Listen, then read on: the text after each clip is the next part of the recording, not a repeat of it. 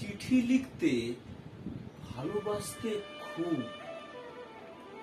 সারা দিন সারা রাত ধু ধু করা কবিতার নদী তোমাকে ভাসিয়ে রাখত, তোমাকে ডুবিয়ে মারত, আর থেকে থেকে আকাশে লাফিয়ে উঠত জ্বলন্ত শুশুক।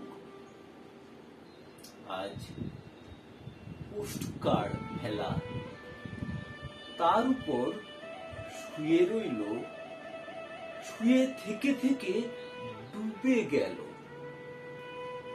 তোমার বাৎসল্য ভরা মুখ।